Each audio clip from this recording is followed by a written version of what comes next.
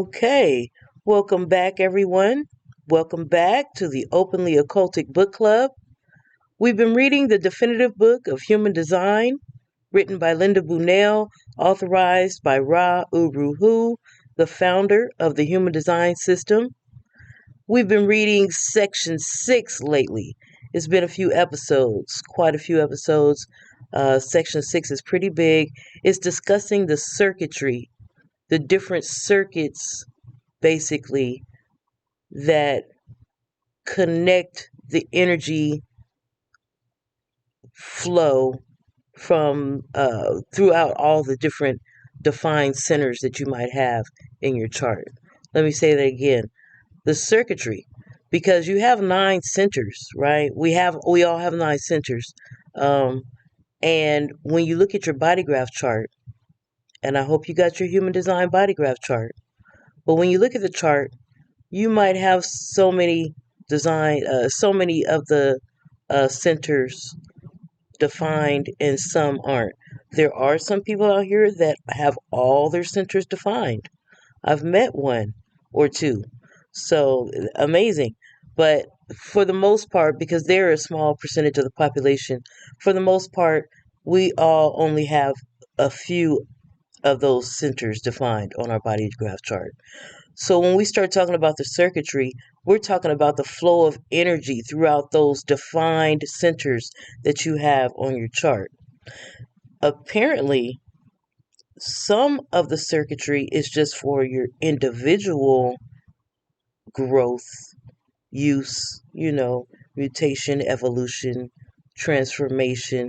Some of the energy, certain channels on this body graph chart are part of the collective circuitry, right? So you have individual circuitry, you have collective circuitry, and of course, that energy is for the collective, is energy that you're not necessarily using for you, right? Even when you're speaking things, when you're sharing stories, giving advice, so on and so forth, it's not necessarily things for you or advice or things that can help you. It's for the collective. Because the collective has a different type of energy, or I would say actually a different type of need or a different type of want, right, than the individual. And then there's also the tribal circuitry. So that's what we're going to jump in today. We're going to jump into the tribal circuitry. I don't think it's going to be a long episode. So thank you for joining me. Once again, thank you guys, all our subscribers, those that are liking the videos, commenting on the videos, sharing the videos. I really appreciate you. I'm thankful, very thankful that you spend the time to sit here and listen and learn these things with me. I think it's such an interesting topic. So make sure that you share the video for those out there that have not heard of human design, particularly those that are into astrology. I think they'd love to hear this because it's the next level up. No cap. So let me think. Was there something else I wanted to say? Oh, that's right. Um, After I upload this video, I will put up a poll, and I'm going to leave the poll up for quite a while because the poll is going to be asking about what topic you guys want to read about after we finish this human design book. Right? We have plenty of topics we can pick from.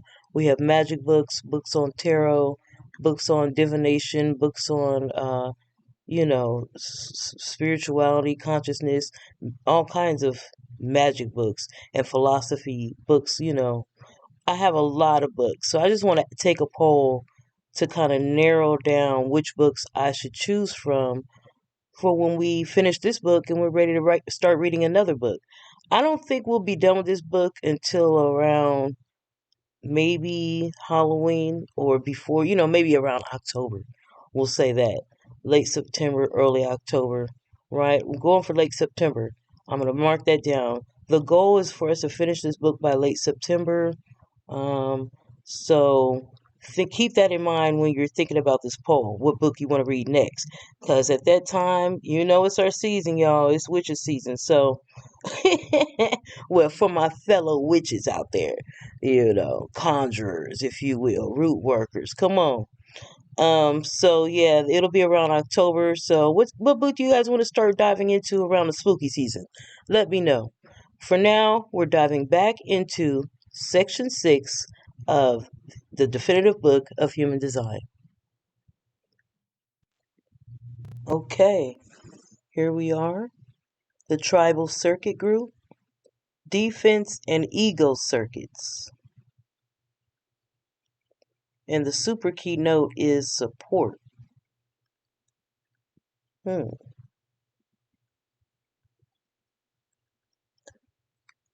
Okay.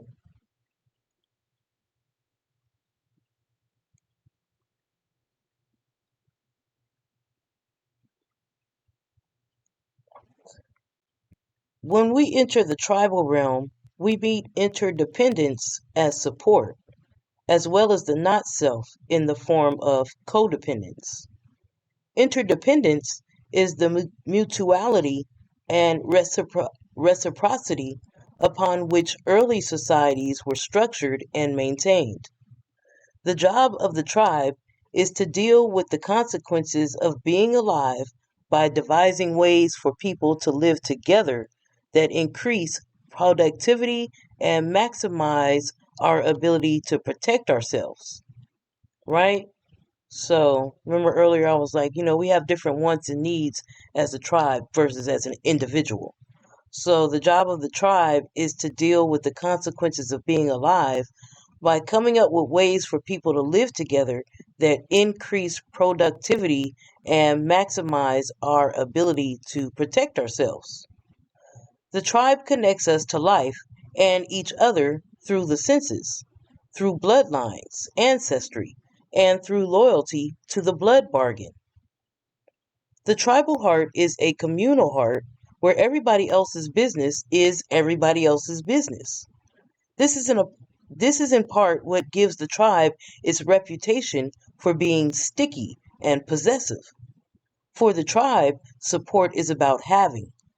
The tribe is sensitive to people's basic need for food, shelter, clothing, and a structure to hold everything together. Right? When those or these are provided, there is peace in the kingdom, right? The tribe is sensitive to people's basic need for food, shelter, clothing, and structure, or some kind of structure to hold everything together. And when these are provided, there's peace in the kingdom. When they're lacking, the tribe is equipped to revolt in order to establish equilibrium between those who have more than they need and those who don't have enough. Revolution is a form of tribal justice. I love it. I love it. I think I told you guys on a few videos beforehand that I have tribal circuitry. So when you hear me talking about, hey, tribe, it's real over here because I'm concerned about the tribe. Like it said, food, shelter, clothing, structure, Two circuits make up the tribal circuit group. One major, which is the ego circuit, and one minor, which is the defense circuit. The ego circuit has a double focus. Its initial focus is on the business of the material world, such as family, or the creation and distribution of monetary resources. Its second focus balances humanity's need to survive on the material plane with our deep need for God or spiritual things, right? Spirituality. The ego circuit creates the two forces of continuing support that keep people in the tribe.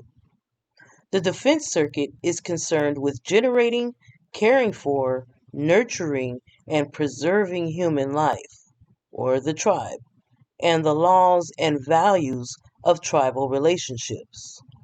This is fascinating.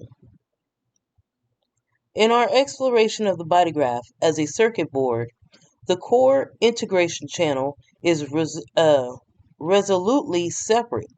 Sorry, I have a bright light shining. It's just causing this glare. I need to move.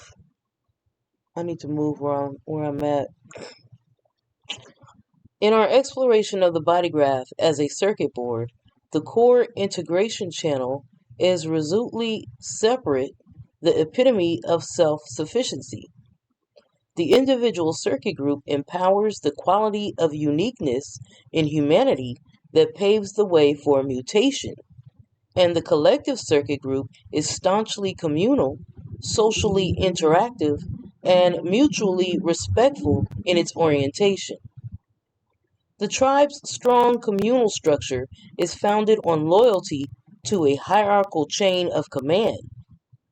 The tribal circuit builds a wall around itself and would label all the other circuits outsiders, while the defense circuit pulls even the most strident outsider into the bonds of communal living with its penetrating intimacy and its promise to nurture and provide resources.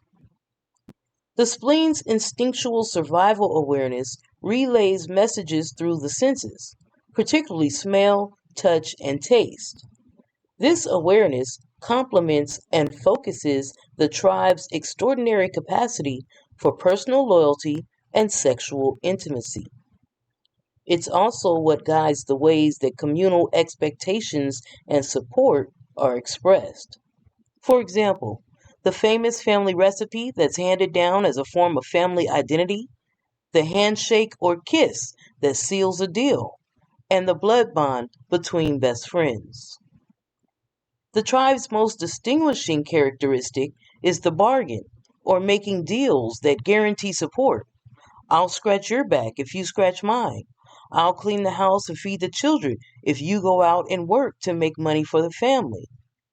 The bargain, which permeates all channels in tribal circuitry, imposes or presupposes loyalty to a larger hierarchical system of rulership and values.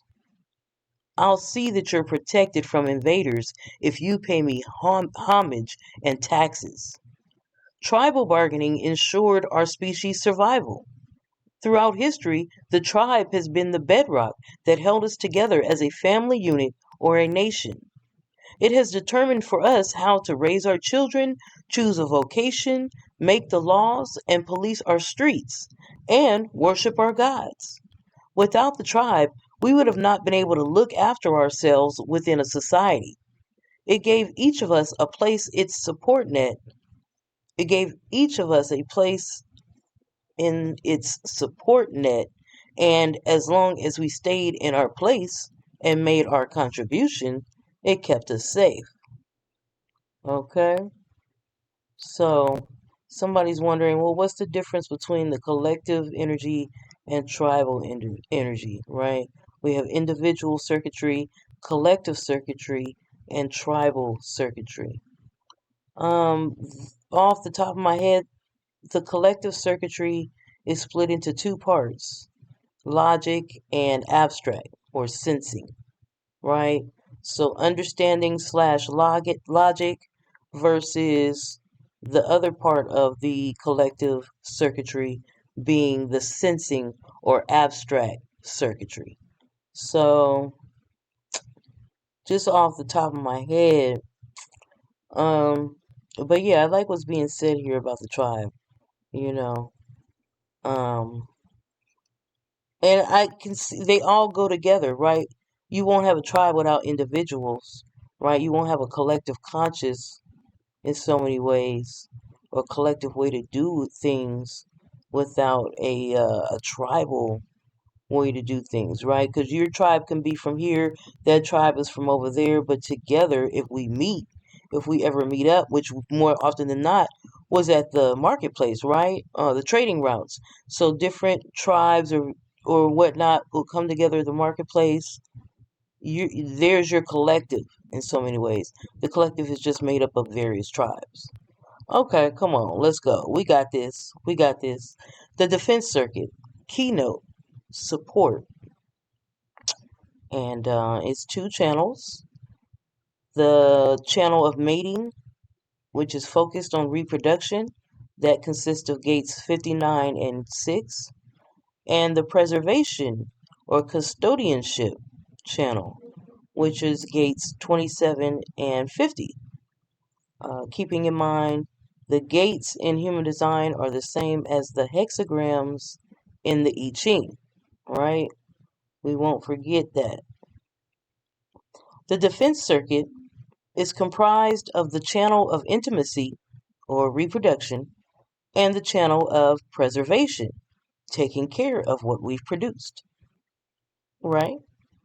The visual image of a cradle that the defense circuit forms in the body graph is an apt metaphor for its generative and nurturing role in ensuring humanity's future through the creation and preservation of life on the planet.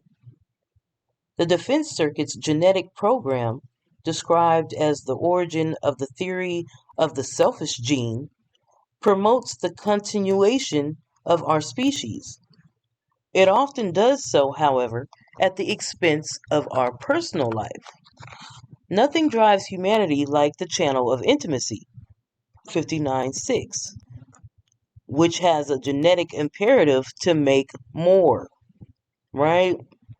The emotional wave that in part powers this imperative is not yet aware, and in its blindness can leave chaos in its wake.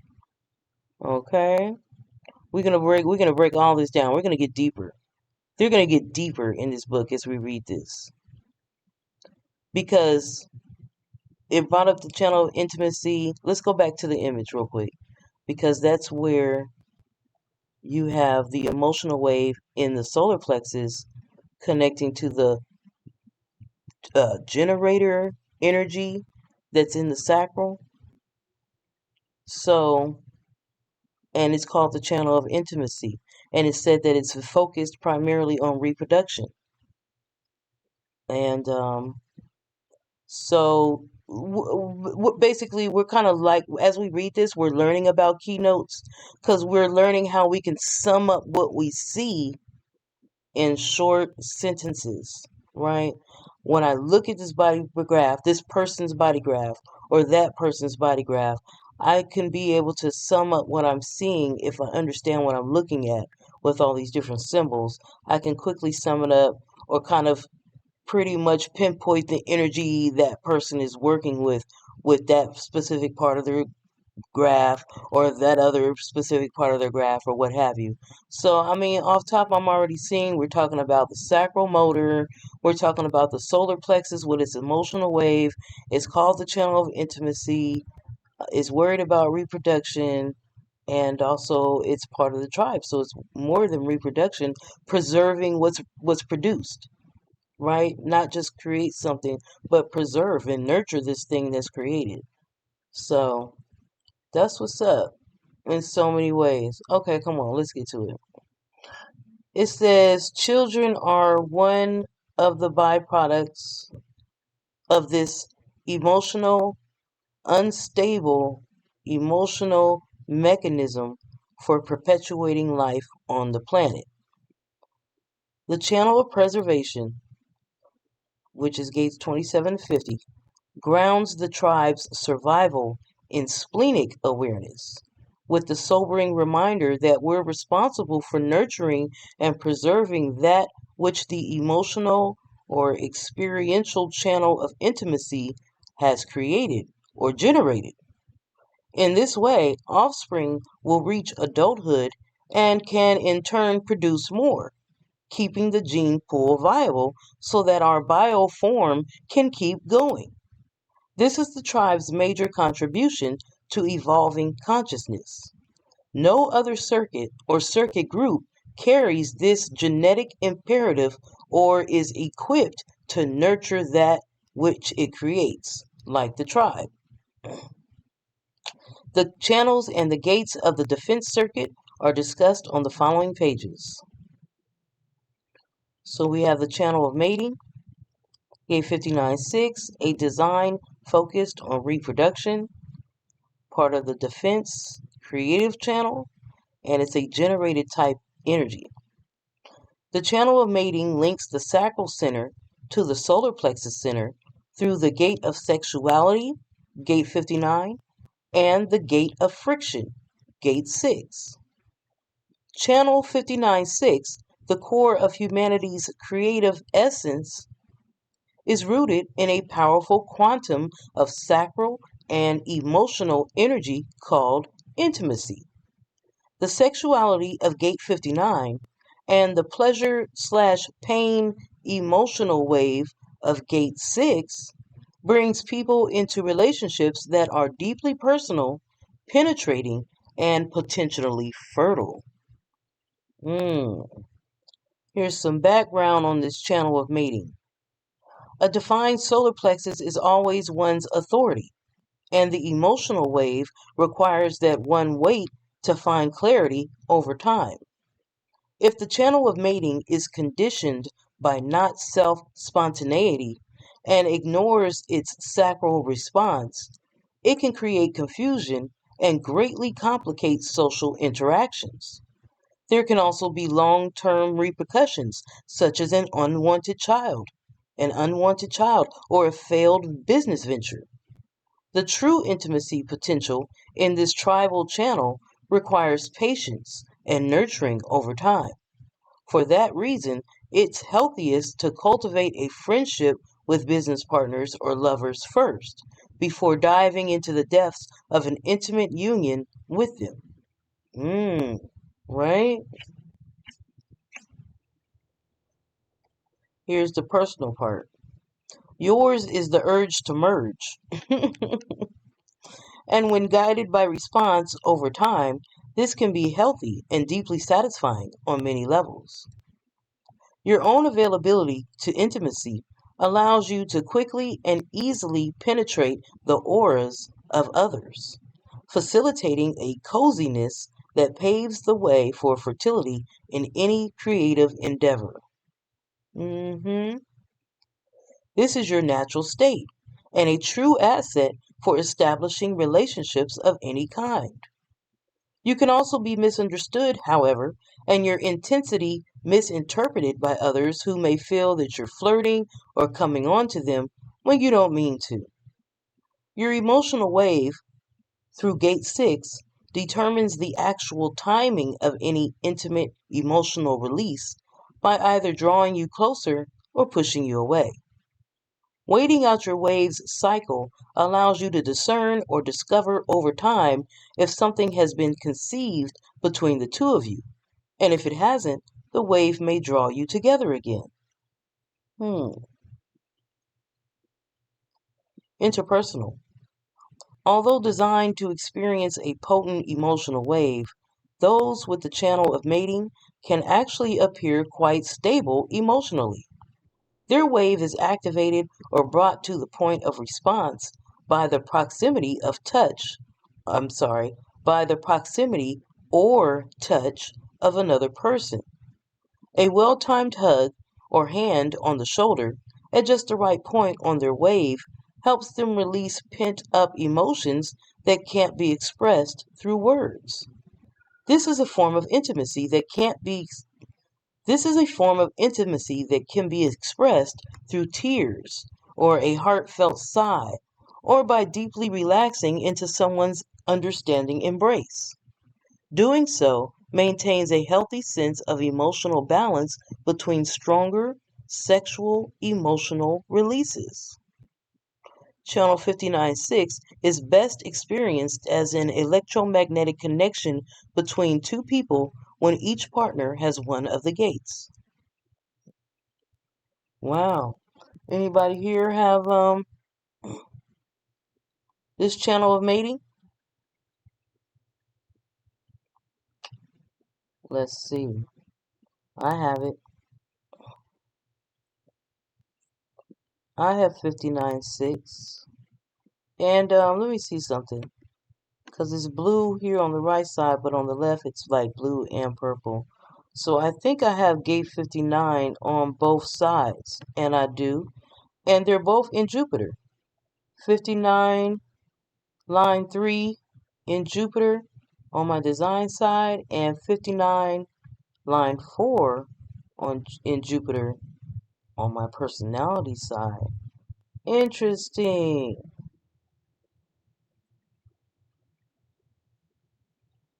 And I have gate 6, where Saturn on my design side. I have it here. Excuse me.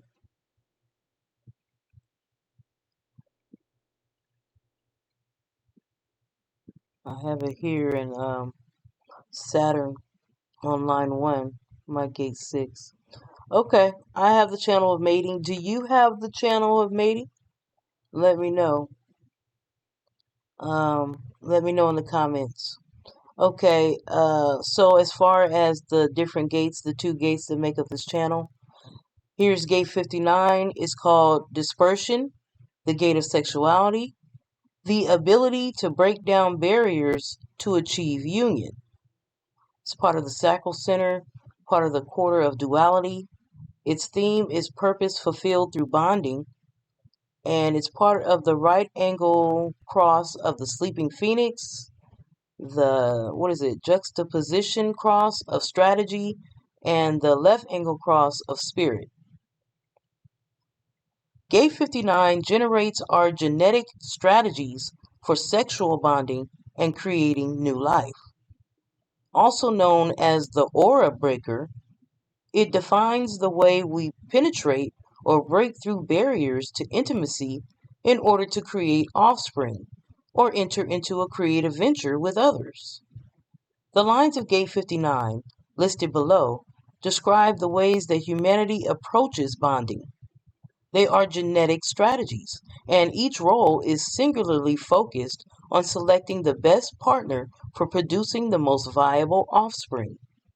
The 4th line requires you to become friends first. For example, and one-night stands, which are correct for the 6th line, would not be an option for you. Wow. Hold on. We're in 59. Where did I have my 59 at? Lines 3 and 5. Okay. Which is what? Openness and the femme fatale / Casanova. Sounds about right. Oh my gosh. The femme fatale. Okay, guys. The 4th line requires you to become friends first, right? Brotherhood, sisterhood. And one-night stands, which are correct for the 6th line, would not be an option for you. The only real choice you have in this matter is to enter into each intimate relationship through your authority. Tribal intimacy is warm and deeply felt. It's an intimacy beyond words, intensified by your sensitivity to the other through touch, taste, and smell. Unless you pay attention to your authority and understand the genetic strategies or roles of Gate 59, as well as the part that Gate 6 emotional wave plays, intimacy can bring anything from confusion and conflict to unproductive unions. You may find yourself automatically looking to someone with Gate 6 to guide the timing of your interactions. Okay? So line 6, the one-night stand. Line 5, the femme fatale or Casanova. Line 4, brotherhood or sisterhood. Line 3, openness. Line 2, shyness. And line 1, the preemptive strike. Okay. Gate 6, conflict, the gate of friction. The fundamental design component of progress. The fundamental design component of progress. The law that growth cannot exist without friction. Ain't that the truth? Growth cannot exist without friction. It's part of the solar plexus, part of the quarter of duality. Its theme is purpose fulfilled through bonding. Part of the RAC of Eden, the JC of conflict, and the LAC of the plane. Gate 6 in the solar plexus center generates all 3 modes of emotional awareness: feelings, moods, and sensitivity. This is a powerful motorized combination on a wave that is designed to create friction. This friction produces the heat essential for growth and fertility and is aimed at gate 59. The friction you create when you step into another person's aura is a mechanic.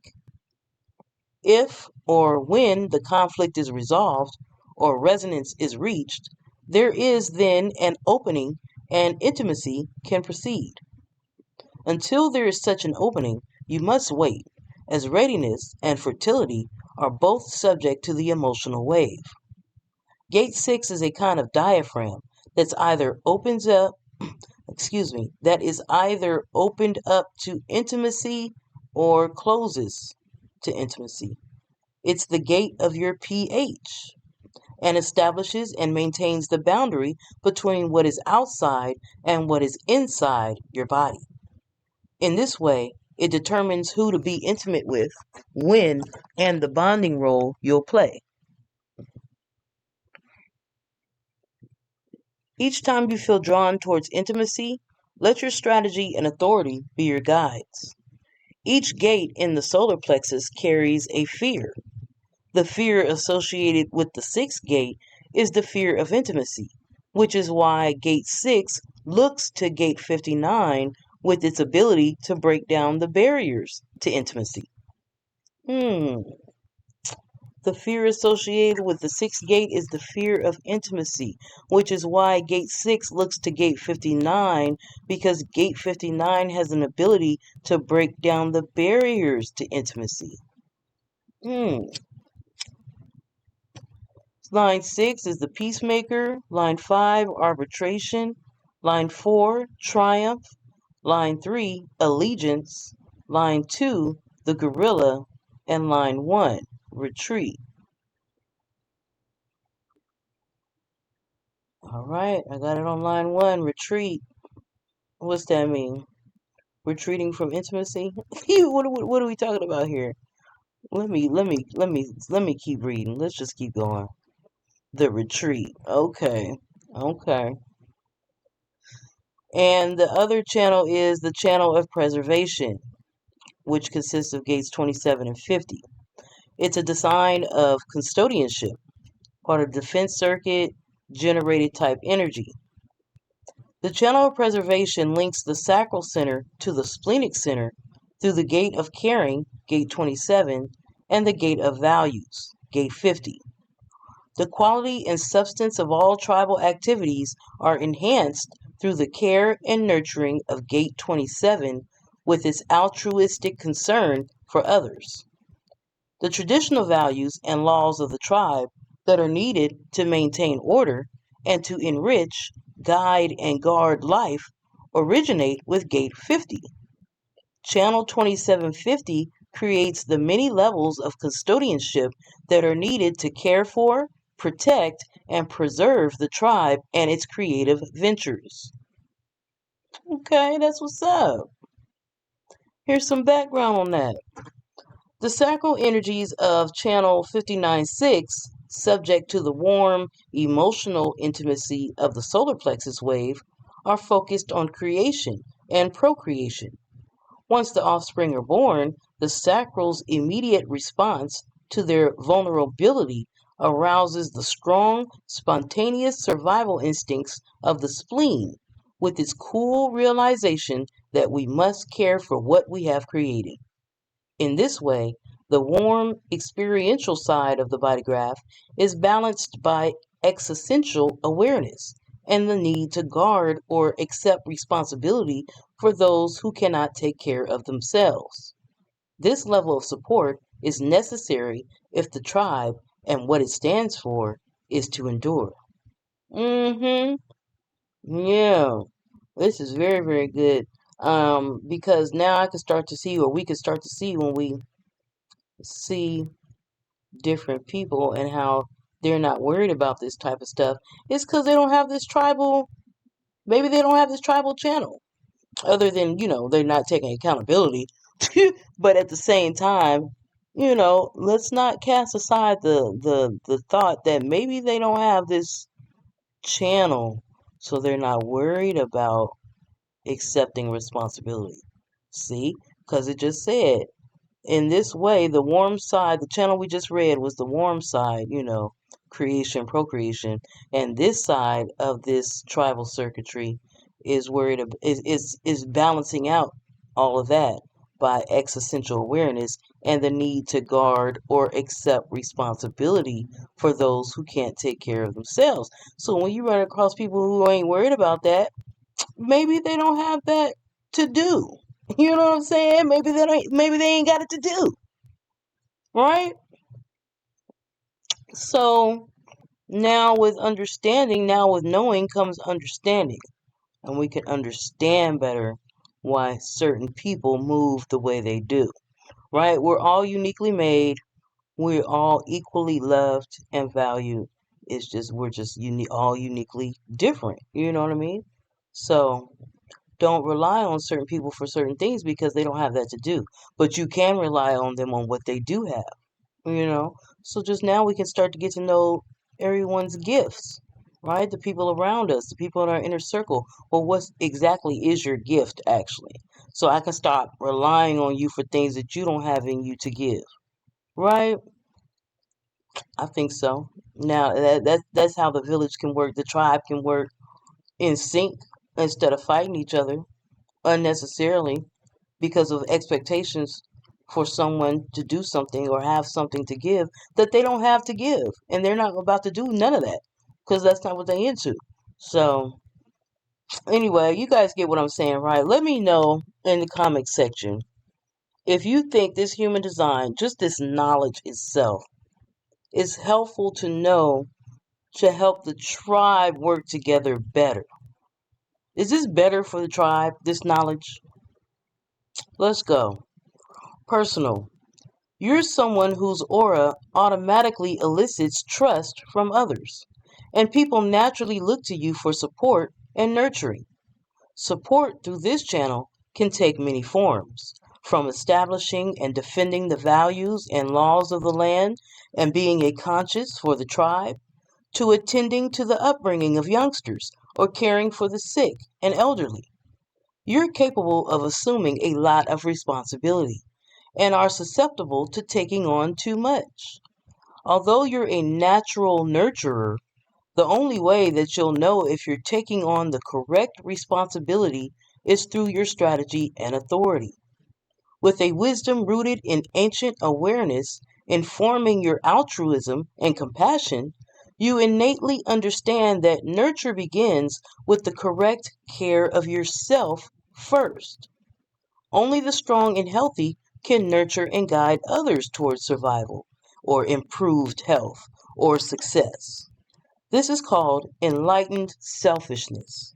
And though it may be perceived as self-indulgence, it's quite different. If someone wants your care, they must ask for it. It's only through your response that you can know if your energy is available and if it's correct for you to give. Right? Right. So I love that. We know that we have to take care of ourselves. It's not selfishness. It's just logic. Really, you can't be a help to anybody else until until you're helped. You got to help yourself. Nobody's coming to help anybody. You got to stand up, go ahead and say, you know what? I'm going to diligently work on this. This is one of my long-term goals, and you'll work on your own health, your own mental health, your own spiritual health, your own emotional health. You'll work on all those things, and then you can start trying to help other people, you know. But definitely following the strategy and authority, like it said, instead of just running around wanting to always help other people, wait for someone to ask for your help. Until then, help yourself. Lavish all that love and self care on you while you're waiting for somebody else to ask for some care from you, right? You start nourishing yourself, drinking your tea, drinking your lemon and lime water, infused water. Your skin starts glowing. You get a glow up. Other people looking at you. Finally, your cousin, hey, what's going on with you? I see you doing well out here. What are you doing? Boom, now's your time to give advice. Can you help me with the boom? Now it's your time. Now it's your time to shine. You waited, and while you were waiting, the glow up came. Yes, because you were loving yourself. I love it. Let's love ourselves, guys. And I think this human design is going a long way to us learning how to love ourselves even more. Right? Okay, interpersonal. Channel 2750 has two strong defense mechanisms. Gate 50 instinctually pays close attention to the continuity of the tribe. It creates, defends, or challenges the fundamental values and laws governing communal relationships, which are responsible for maintaining and protecting the well being of all who live in a supportive hierarchical community. Through Gate 27, our children are nurtured, educated, healed of conditioning, and taught the value of communal support so that they can survive long enough to create and nurture the next generation. Nurturing isn't limited to supporting children.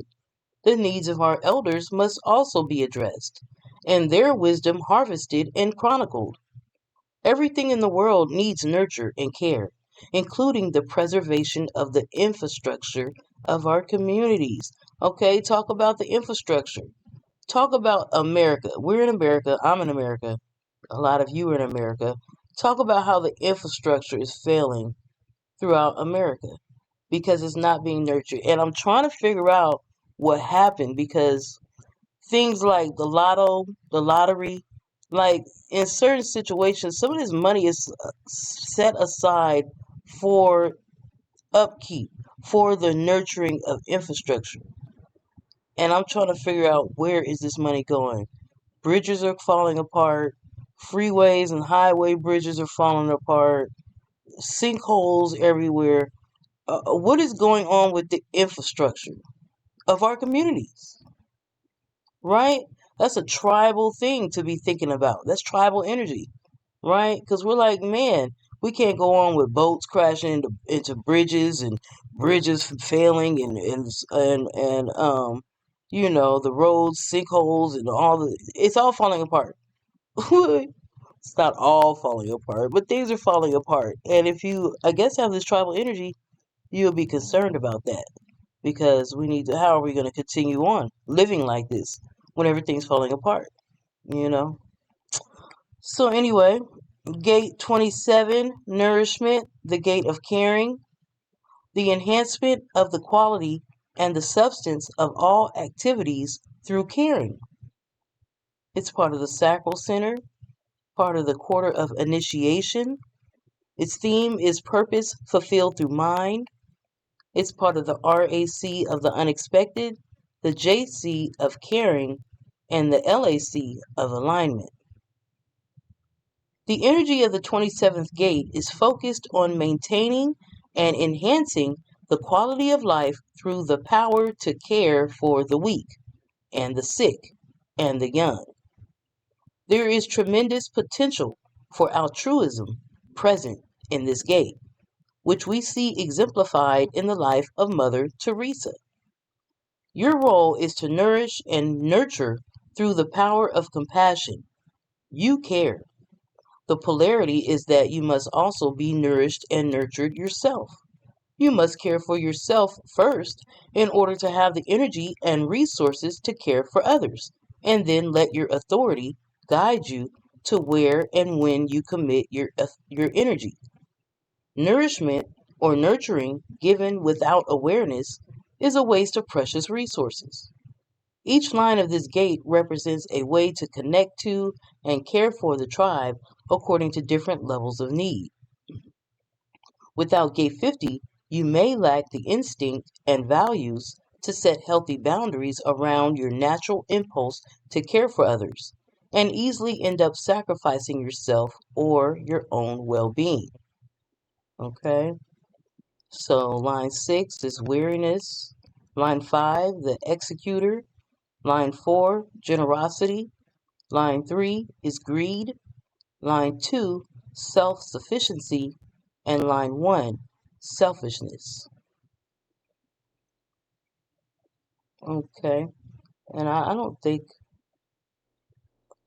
Yeah, I don't have that channel. I don't have any of those gates. Channel 50 or, gate 50 or gate 27. I don't have that. So, gate 50, the cauldron, the gate of values. The cauldron, y'all. What you cooking up in gate 50? The value of historical continuity whose traditional values serve and enrich the present and future. Part of the spleen, part of the quarter of duality. The theme is purpose fulfilled through bonding, and it's part of the RAC of laws, the JC of values, and the LAC of wishes.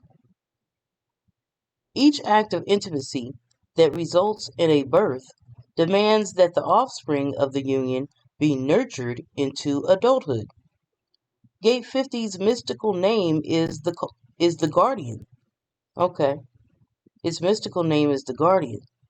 As the tribal lawmaker, okay, it establishes what's right or wrong. This is how and where the rules for caring become the source of moral conditioning for our children.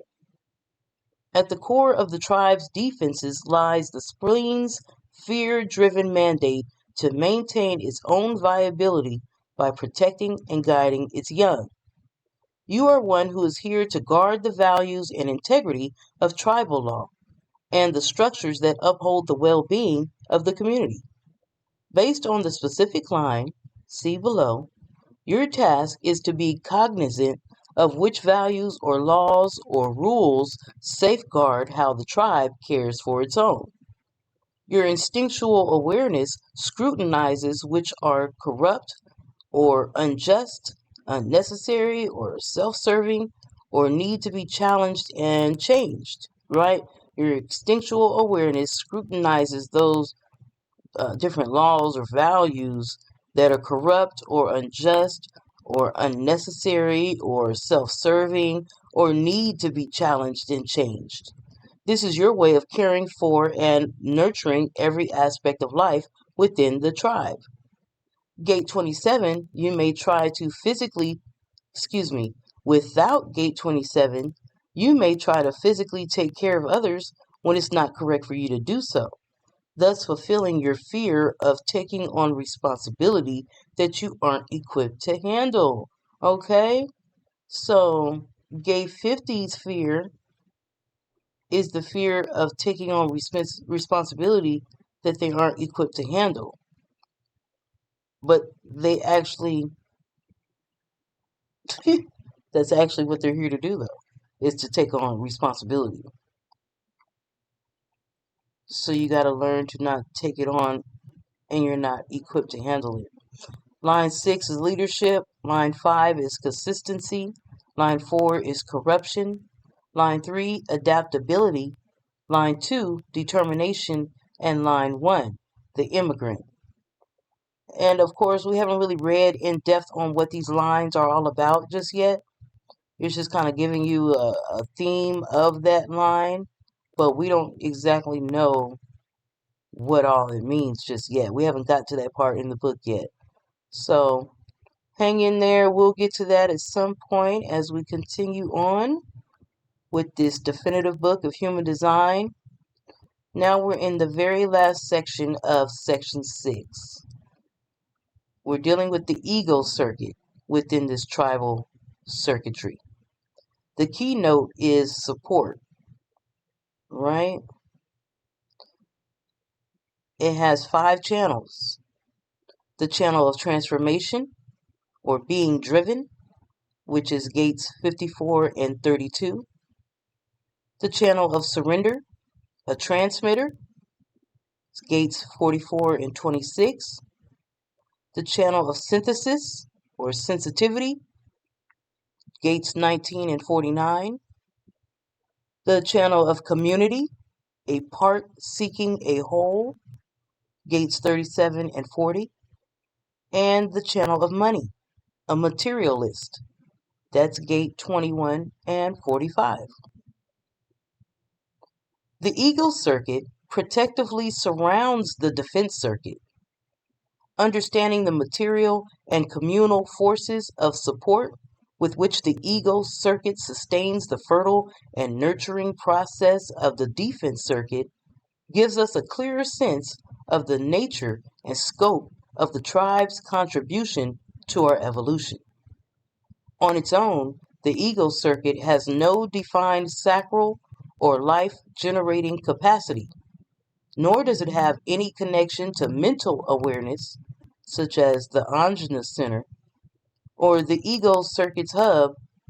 The ego circuit's hub is the heart, or ego center. The central focus of this circuit's 5 channels is the ego's willpower, namely, the will to go out into the world and provide for its own in exchange for deserved rest. Through the ego circuit, we can follow the development of 2 philosophically divergent points of view that begin in the root and meet in the tribal heart, or ego center. Each view defines one of 2 forces of tribal support. We experience the spiritual dimension of communal life with the core unit of the tribe, the intergenerational family that is traditionally a hierarchical blood bond relationship, as well as the ambition and materialism of the entrepreneur. It's in this circuit that the mysteries of the mystical are cultivated alongside the essentially material and mundane. The ego circuit is also where we find the pragmatism of capitalism and the ideals of socialism and communalism, or communalism, not communism, the ideals of socialism and communalism. Together, these 2 views point to an underlying truth waiting to be discovered in the ego circuit. Spirit is hidden in the mundane. Living fully as our authentic selves in each moment of our mundane lives becomes a beautiful process that quietly reveals our connection to spirit and the totality of all that is. The channels and the gates of the ego circuit are discussed on the following pages. The channel of transformation, gates 54 to 32, a design of being driven.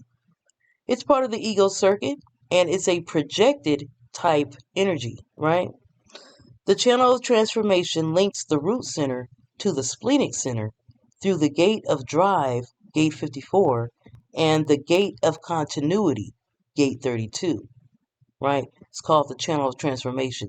So you have the gate of drive and the gate of continuity making up this channel of transformation. Channel 5432 represents ambition, fueled by consistent effort and motivated by the desire to be recognized in order to better one's position in life.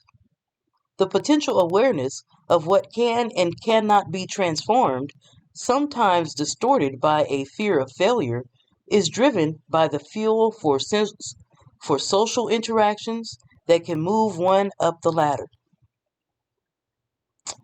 Here's the background on it.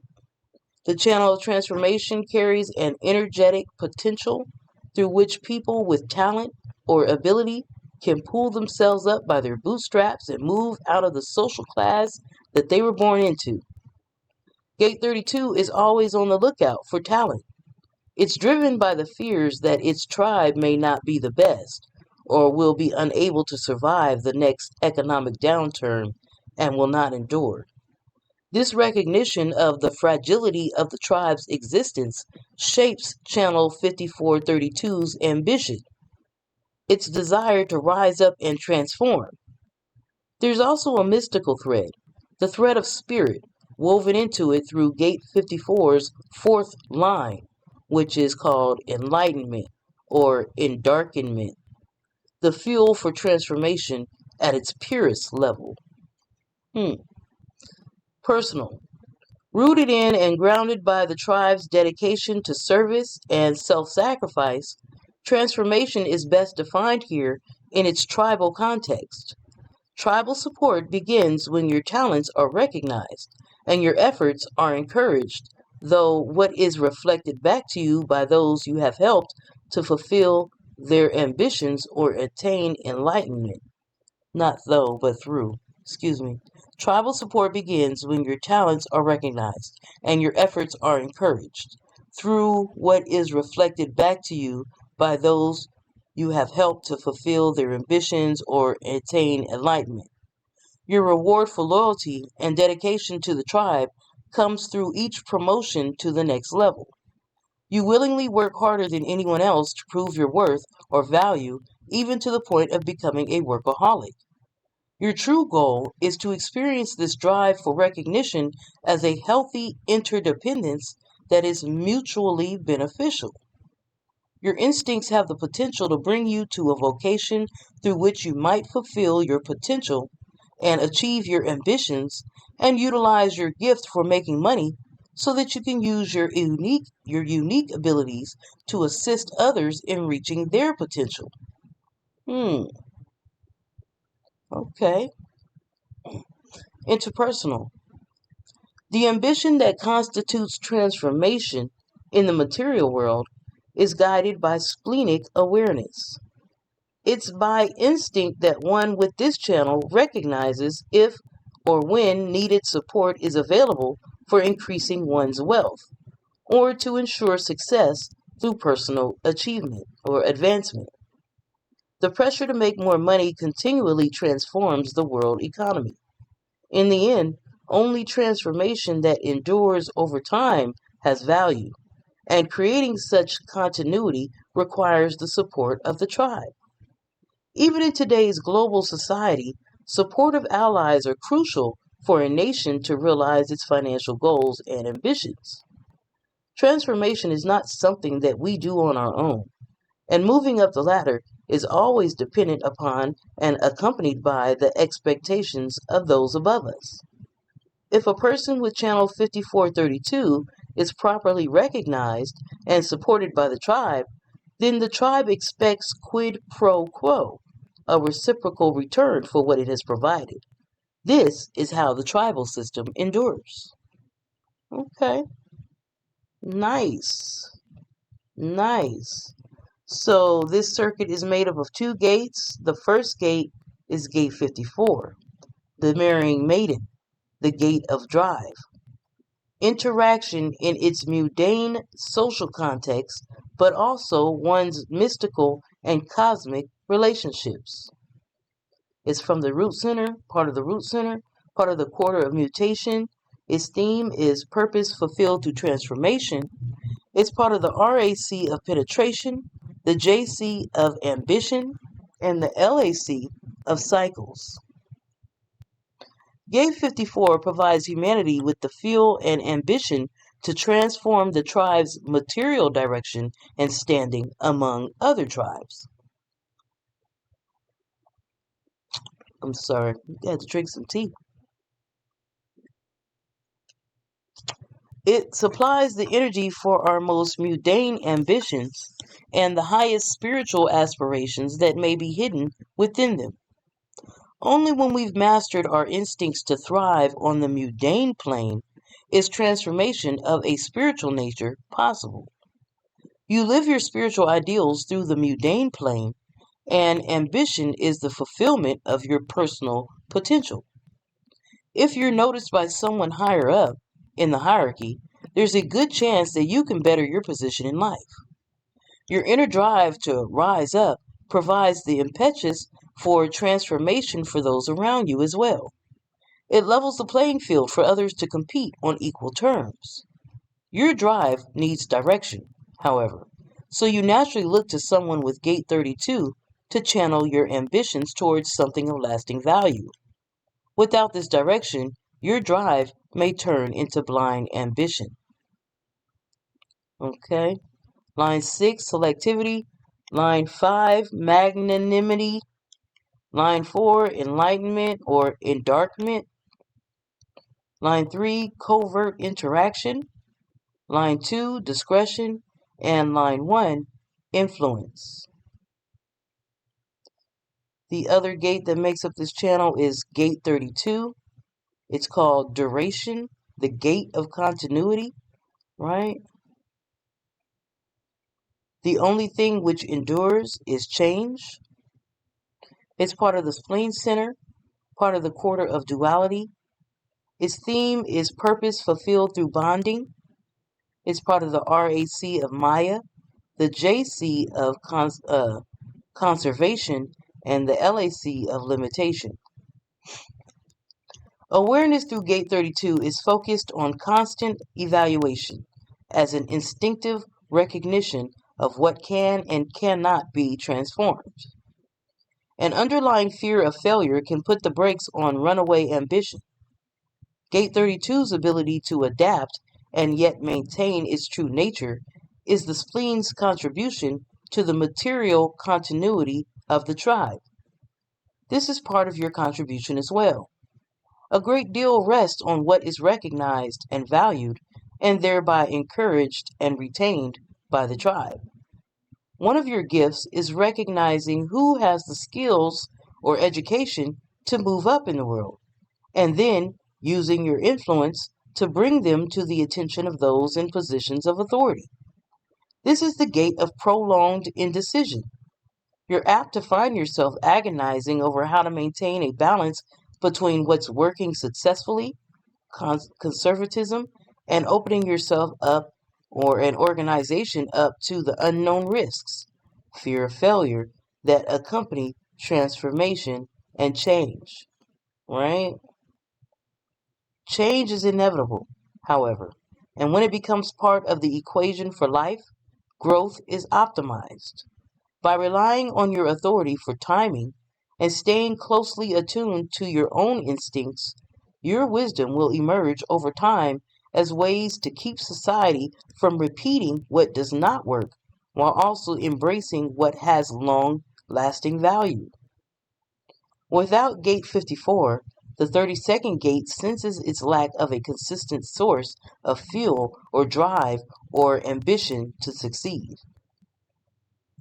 Line 6, tranquility. Line 5, flexibility. Line 4, right is might. Line 3, lack of continuity. Line 2, restraint. And line 1, conservation.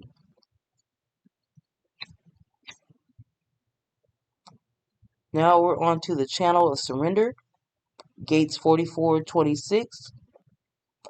It's a design of a transmitter. It's part of the ego or creative channel circuit, and it's a projected channel type. The channel of surrender links the splenic center to the heart center through the gate of alertness, gate 44, and the gate of the egoist, gate 26. Here we find deep tribal memory rooted in instinctual awareness or intelligence joined to ego strength. It's this combination that gives a transmitter the ability to selectively and persuasively use historical memory and guarantee that it will be an improvement in order to sell something to a targeted group of people. Channel 44 to 26 is the capitalist engaged in the creative art of enterprise. Okay. The channel of surrender, a design of a transmitter. It's the capitalist engaged in the creative art of enterprise. Here's some background on that. As the only direct link between the heart center and the splenic center, okay, channel 4426 forms one of the main health networks in the body. The 26th gate correlates to the thymus gland, where our immune system is formed prenatally. Essentially, this channel is instinctually alert for and willing to address whatever poses a threat or needs improving or replacing in order to keep the tribe viable. Those with the channel of surrender, using their nose or sense for what people may need, have the will to manipulate the tribe for its own good, even before it knows it needs it. Personal. That's a great gift, by the way. So, round of applause for the channel of surrender. For those of you with the channel of surrender, what a beautiful gift. This is great. Let me know in the comments section if you have this channel of surrender. Here's some personal information on it. It says you have a gift for instinctually assessing others and for matching them with products, jobs, and even ideologies. In exchange for this work, you'll demand what you feel is fair for yourself, and it must include a healthy balance of rest and work. You're not one who is designed to work 8 hours a day in an office, but will accomplish more in a compressed amount of time than most people will in the entire day. You don't need to be there 8 hours a day. You can trust your instinct to guide you in life, and if something about a person or a project you're dealing with doesn't smell right, don't engage with them. The shape of the bargain is different on the left side of the ego circuit than on the right. It changes from I'll do this for you if you do this for me to I'm selling this amazing new gadget and if you want it, it's yours for only $12.95. You're an entrepreneur who is part of a team, and all the team members must be paid. You're the promoter or salesperson on the front line, bringing in money that's then appointed down the line to each member of the production team. Whether the team likes you and your tactics or not is dependent on the resources that you generate for them. This channel often works best when you wait until the market or your tribe recognizes your gifts and pledges its support to you and asks you to promote yourself or your product on their behalf. This recognition gives you a platform from which to speak, especially if you're a politician. Right? The art of making a deal. Let's go. Interpersonal. Transmitters intuit which form of persuasion will effectively relay their message, and they can spontaneously adjust their advertising or sales pitch to meet changing markets and situations. Right? Adaptability. The creative gifts of this channel include a sense of what will appeal to the tribe and how to manipulate or massage the egos of others into wanting what they're selling. This can be a valuable asset for the filmmaker or sales representative, graphic designer, advertising executive, politician, and diplomat. Okay. So it's made up of gates 44 and 26. Okay, guys. I have gate 26. I don't have gate 44 though. Where's my channel partner? Where's the person that has gate 44 who's being drawn to me magnetically? Right? Who is that person? Gate 44, coming to meet, the gate of alertness. The success of any interaction is based on the absence of any preconditions. Part of the spleen center. Part of the quarter of duality.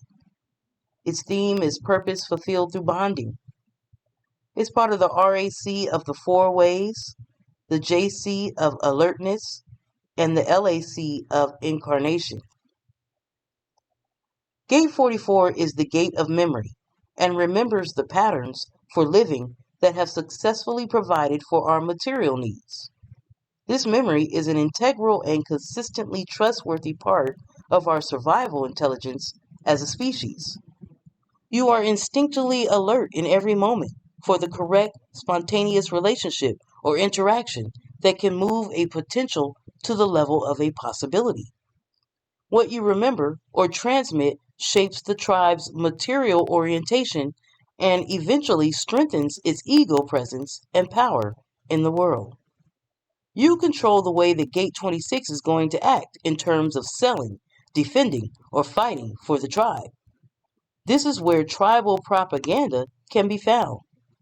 You help the tribe to allay its fears of the past by remembering that a starving child is not a healthy child, and that material security and health go hand in hand.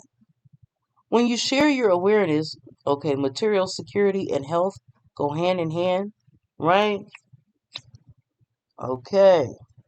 I mean, because you're going to be stressed out if you don't have material security. So right there, you're stressed out. So that's bad health. So yes, material security and health go hand in hand. I'm waiting on my friend with gate 44 to come through. Because I got gate 26. You control the way I'm going to act in terms of selling, defending, or fighting for the tribe. So come on, let's get this show on the road. Let's get it. Let's make it. Let's make it happen. Let's go. And the way that you help is by allaying our fears of the past, by remembering that a starving child is not a healthy child, and that material security and health go hand in hand.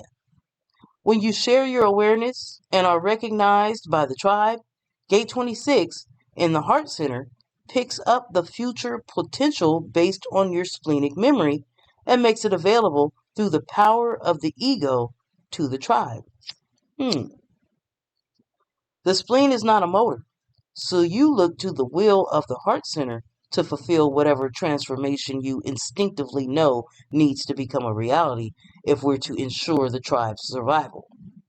Without Gate 26, you can unnecessarily exaggerate by overcommitting and making promises that you can't keep. What you fear most is that baggage from the past might catch up with you.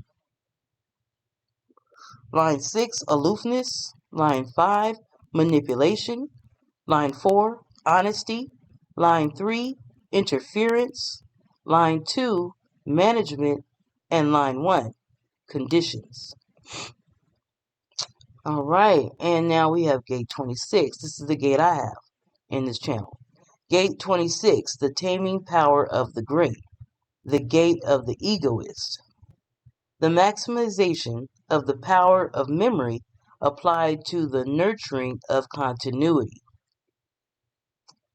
Part of the Heart Center, part of the Quarter of Mutation. Its theme is purpose fulfilled through transformation.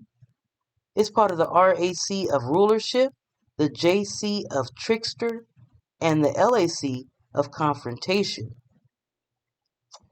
Gate 26 is where memory is manipulated, or where the past is selectively remembered, in order to persuade or distract us from our fears.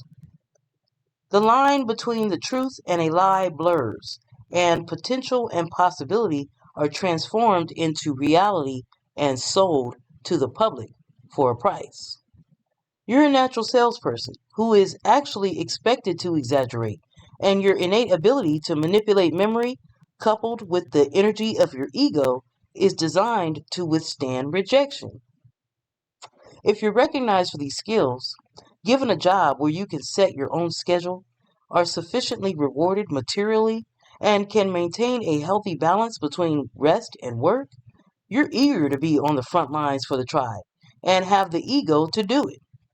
Waiting to be recognized and only making promises that you can keep allows you to maintain your influence with others. Staying in integrity in terms of how you sell to the tribe through following your strategy and authority actually strengthens your ego and your physical heart's health.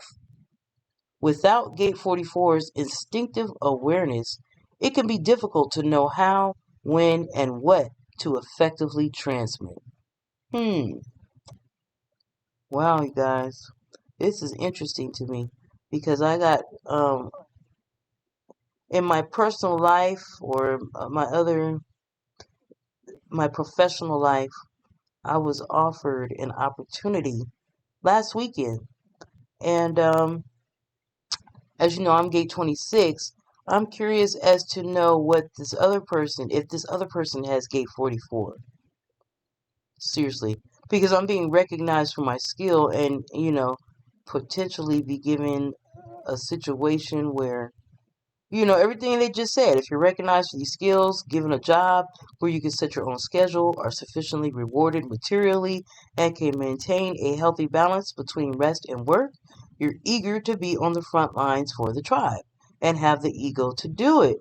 I've been offered an opportunity just last week, and I am very curious as to know whether this person has gate 44.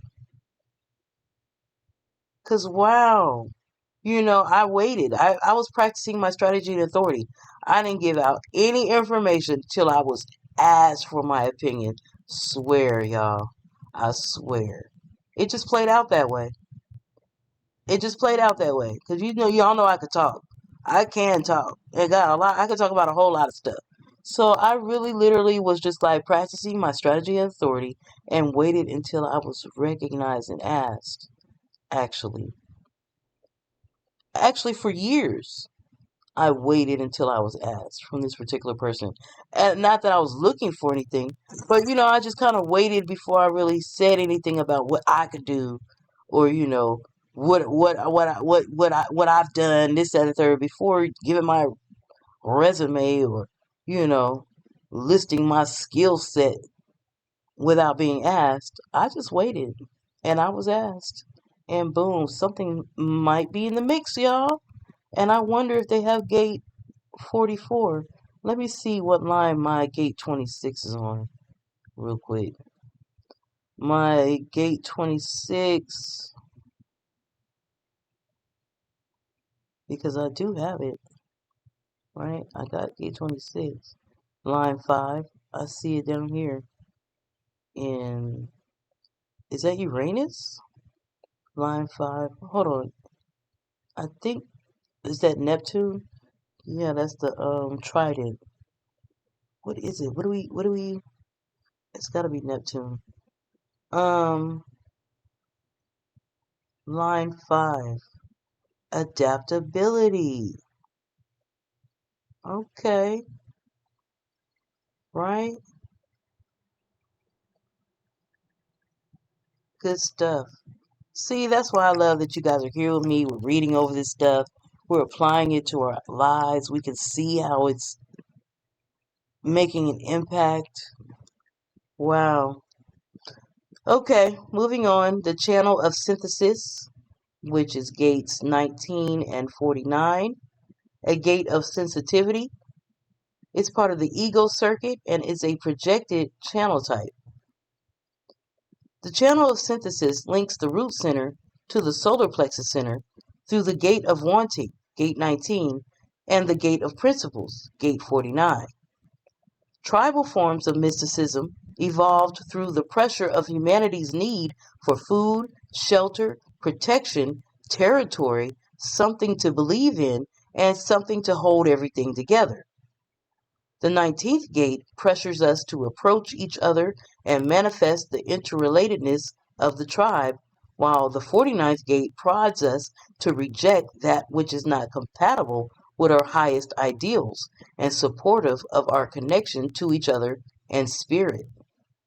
The channel of synthesis. Here's some background. Sensitivity to need is rooted in touch, such as sealing the bargain with a handshake, and is found on the emotional side of the ego circuit in the realm of belonging. This sensitivity is the tribe's foundation for marriage and bonding and for divorce.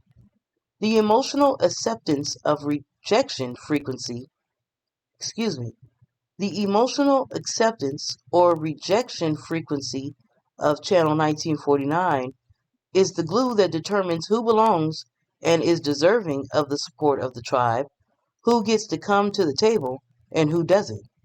There is nothing logical or democratic or abstract experiential in this frequency, and it cannot simply be superimposed on the tribe, as forcing it won't work. The code of the tribe, expressed as love, honor, and obey, is what bonds the tribe together. Every member of the tribe owes their life to the life of every other member. In exchange, one is promised their basic needs will be met. Loyalty is one key to the tribe's survival. But here, that loyalty is governed by an emotional wave, right? It's coming up out of the solar plexus. Okay. And so the emotional acceptance or rejection frequency is the glue that determines who belongs and is deserving of the support of the tribe, who gets to come to the table, and who doesn't. right? And you can't force it. If we don't like this person, they can't come. Period. You can't force it, right? The code of the tribe is expressed as love, honor, and obey, right? It said this sensitivity is the tribe's foundation for marriage, bonding, and for divorce, right? Because if you stop doing all this love, honoring, and obeying, and your loyalty is in question, you got to go. You got to go. Get out, because we can't trust you. You're gonna put our village and tribe in jeopardy. We're gonna waste much resources on you, and you don't know how to act right. Okay, I'm going off on a tangent. No rant. I'm not gonna rant. No rant. Personal. You're very sensitive to your own position in the scheme of things. Wanting to be needed and to give support and or needing to be wanted and be supported is critical to your happiness. The family, however is defined, is your enterprise, and you're willing to do the necessary inner work to make it a success. For example, taking time to explore the depth and impact of your emotional wave on your potential partner through a long courtship before committing to the intimacy and responsibility of cohabitation or marriage and raising a family, right? Taking the time to do that. The three most important needs for you within your tribe are the protection of resources, the sanctity of your territory, and a clear understanding of your tribe's belief system. Your potential gift is to be recognized as someone who can always balance practicality and fairness. Interpersonal. Channel 1949 begins the evolution of social communion by establishing the principles for the marriage relationship, which is later cemented by the marriage bond in Channel 3740, the channel of community. As the archetype of the bride and groom, this channel has a frequency that holds the family together. It's the origination point for the tribe's unifying traditions, rituals, and celebrations. The tradition of the dowry, for example, provides a material foundation for the union so the couple can focus on producing and raising offspring, right? The root center exerts pressure through gate 19 to connect to others in ways that bring joy and happiness. When dominated by the not self, this channel is characterized by constant and inappropriate rejection both of self and others. Channel 1949 forms a cross-species connection between mammals and humans, enabling us to domesticate and train them to work the land, be companions, and provide us with food. This connection is also where we find the ritual sacrifice of animals to appease the gods and gain favor. What? Wait. This connection, this channel, it's because of this channel that we were able to domesticate and train animals to work the land, be companions, and provide us with food. This channel is also where we find the ritual sacrifice of animals to appease the gods and gain favor.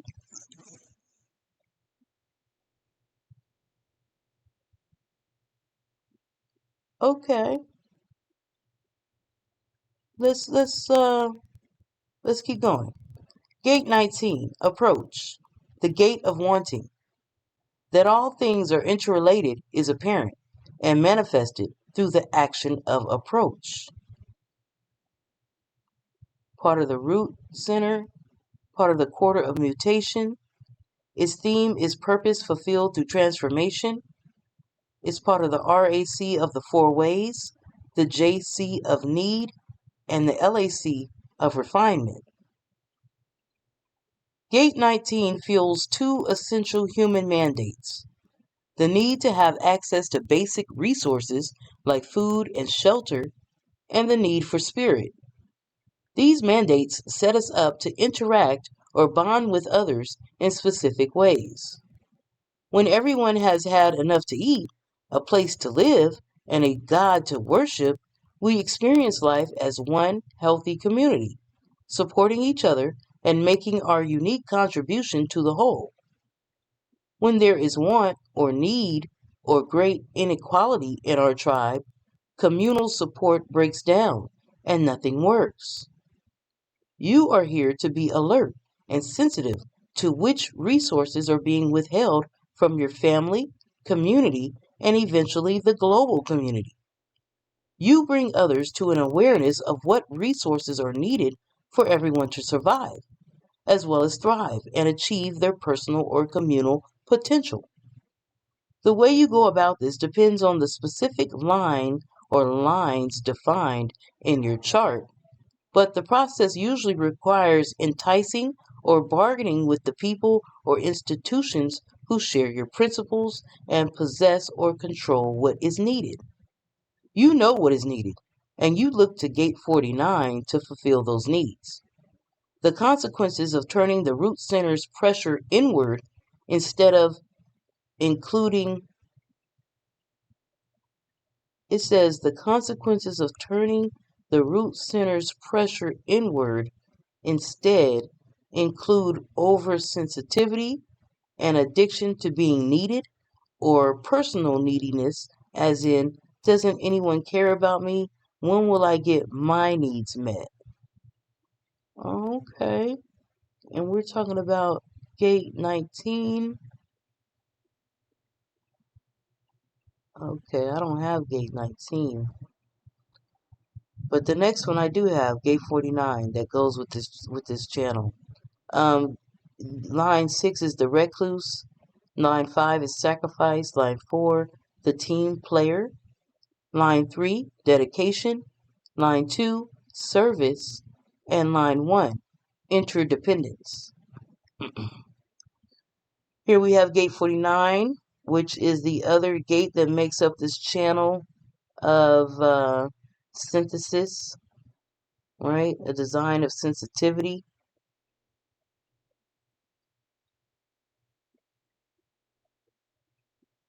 Gate 49 is called revolution, the gate of principles.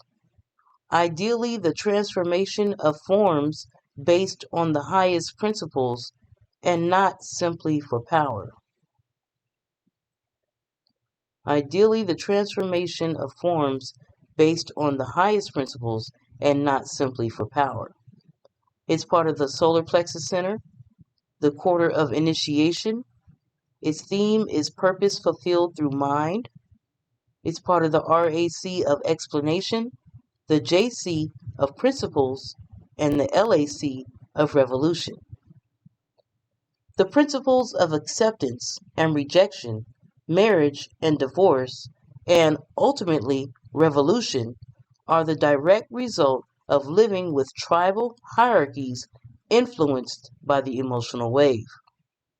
Because Gate 49 places you at the top of one of these hierarchies, you feel a need to be obeyed. This translates into you exerting the power to accept or reject a person, or their request for access to your resources, or their appeal to initiate a revolution on their own or someone else's behalf.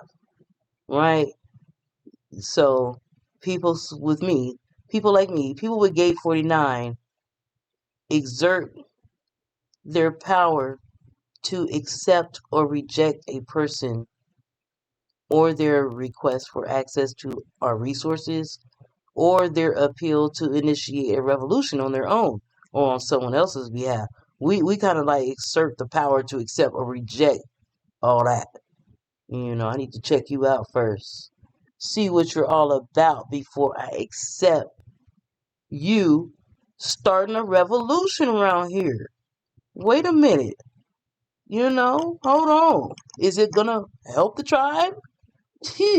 Girl. Okay. Your sensitivity or insensitivity towards other people and animals and their specific needs is based on a resonance with your own principles.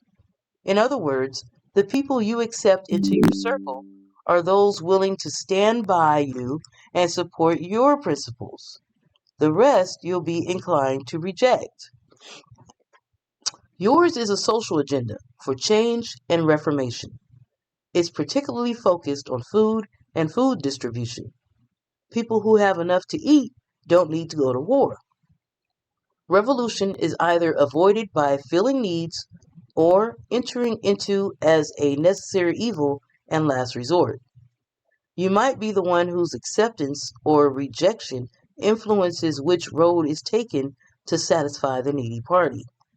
What makes you nervous are the fear of rejection and the consequences of unpredictability. So,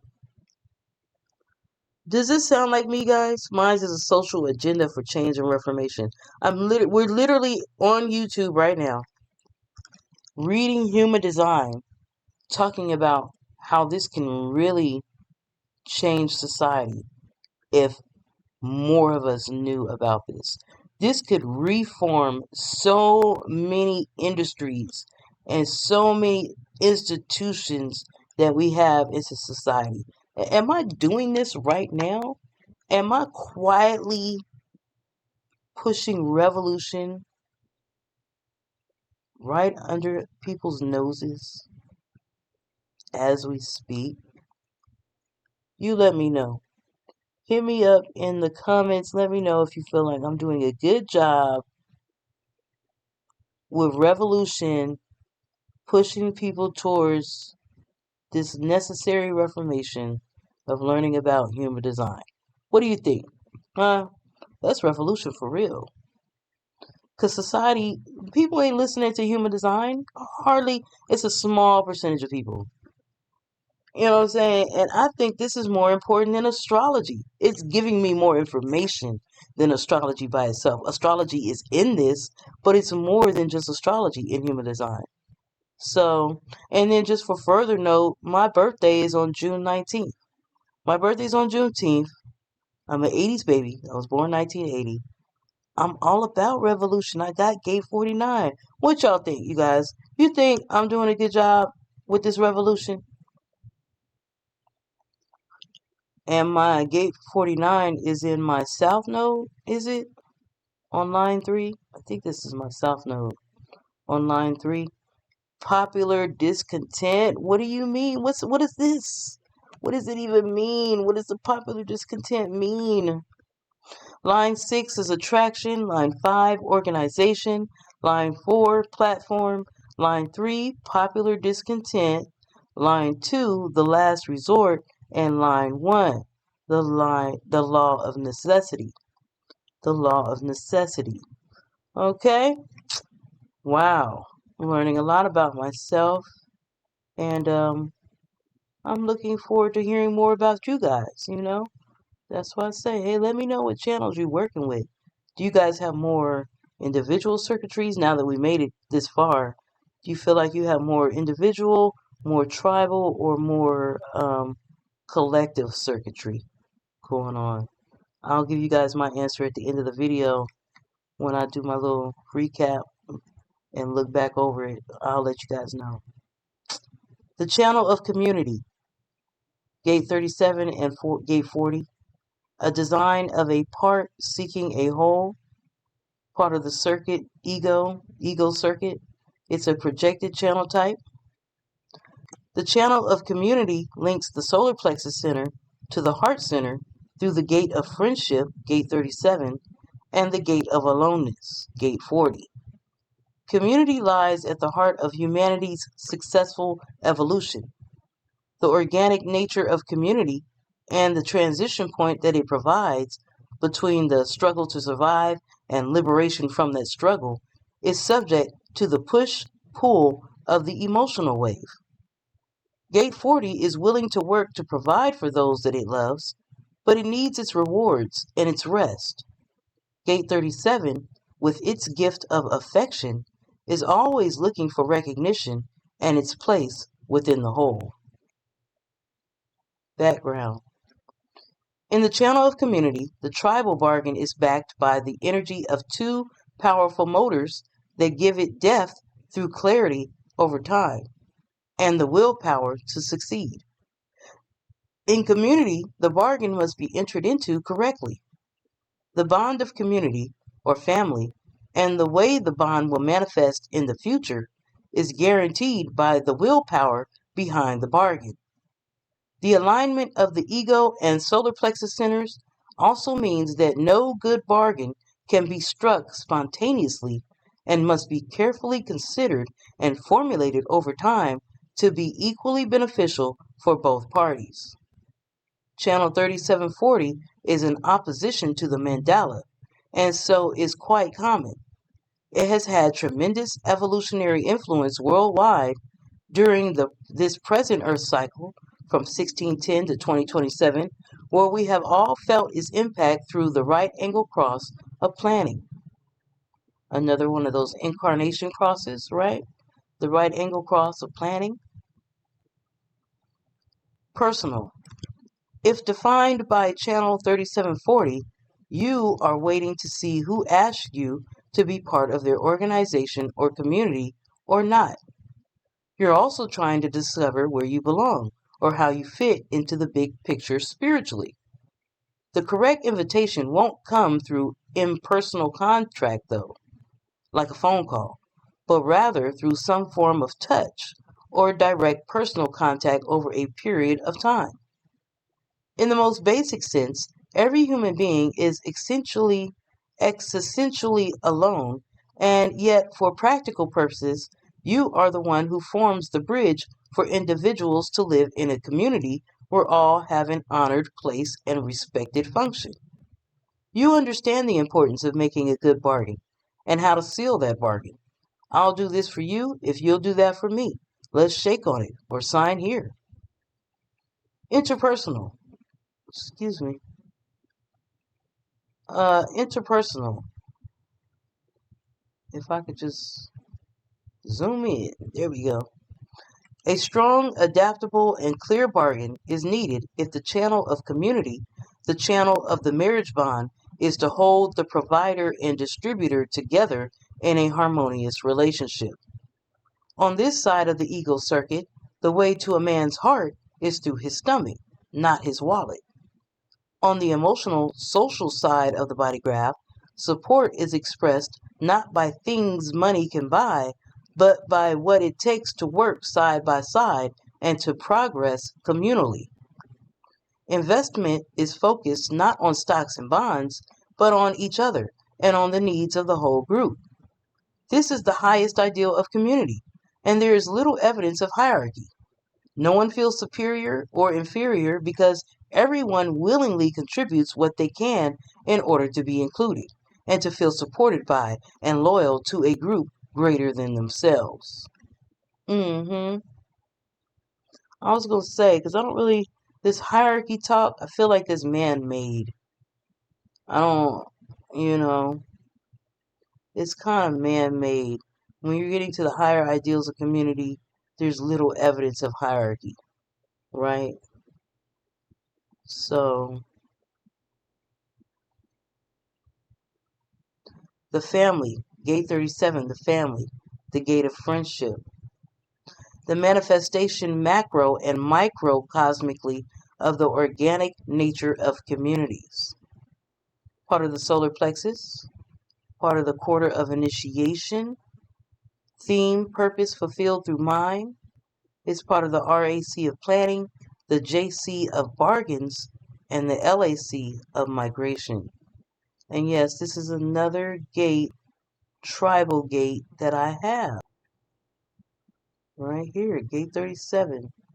I don't have the other end of this gate, of this channel, but I have gate 37. The family, the gate of friendship. Gate 37 is the most communal gate in the body graph. When your power is recognized by others, you can hold both a family and a community together with your warmth, friendliness, and nurturing nature. You have an ability to make an emotional connection with others through touch and an uncommon sensitivity which senses their accessibility or openness to you. People will want you to be their organization's representative and to welcome the newcomer or stranger. It's an offer that you might happily agree to if the bargain or what you receive in return is sufficient and clearly agreed upon by all parties. Gate 37 is the gate of the mouth, so the planning, gathering, and preparing of food often play a central role in all your family and community gatherings. In the bargain between gates 37 and 40, gate 40 is the willing provider, and you are the distributor of its assets and skills. Without gate 40, you're looking for those who can deliver the resources needed by the community so that you have someone to bargain with and something to distribute. What you most fear is getting trapped in or having to live up to the traditional tribal roles. Yeah, guys.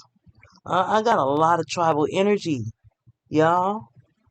I have a lot of tribal energy, and I'm just glad to know that. Like, I'm not. I have an individual channel, I think, but I don't barely have anything for the collective. But when it comes to the tribal energies and circuits and gates and stuff, man, I got a lot. Let me see what line I have this gate 37 on. Let's see. It's over here in my Mercury on my design side. Line 2.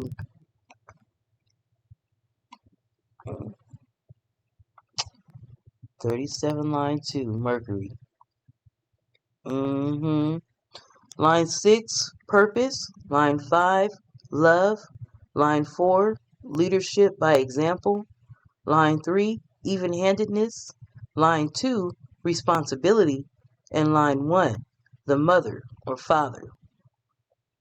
Okay.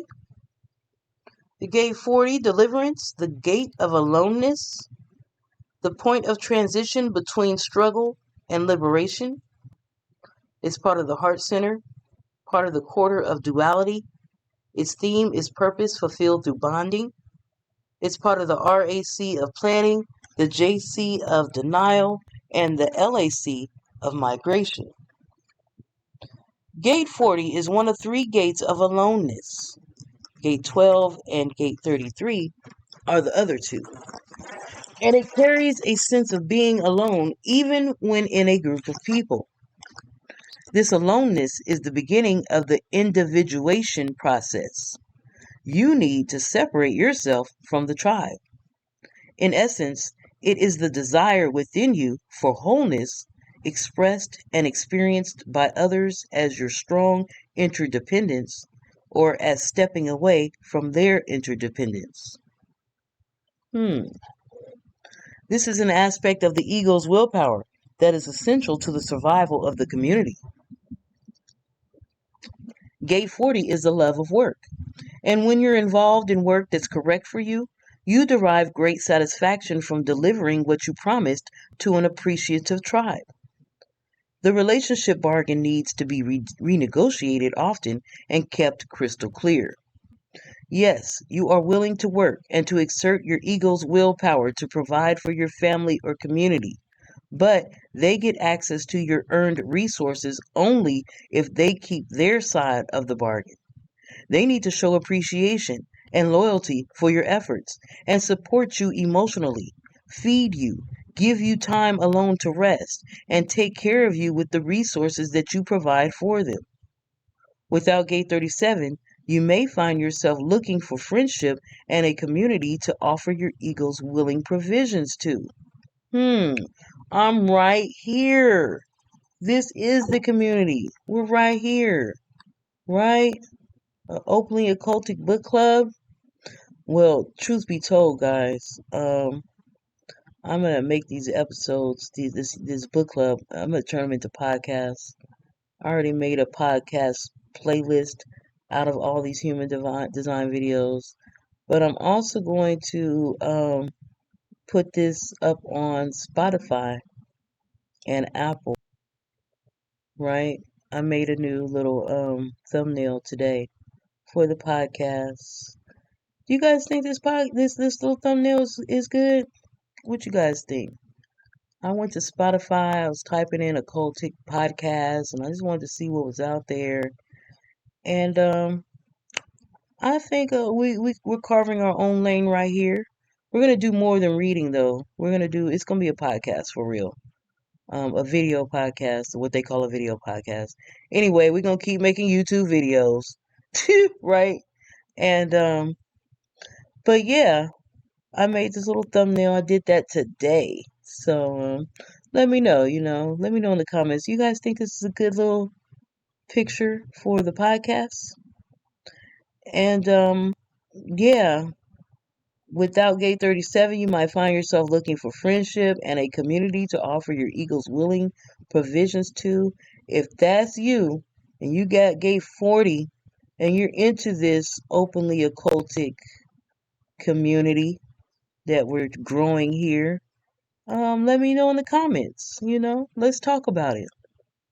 You know, let's talk about it. Let's discuss this. Or you could email me at info@cedargroveherbs.com. That'll work too. Line 6, decapitation. Line 5, rigidity. Line 4, organization. Line 3, humility. Line 2, resoluteness. And line 1, recuperation. Right? Okay, so now we're getting to the channel of money.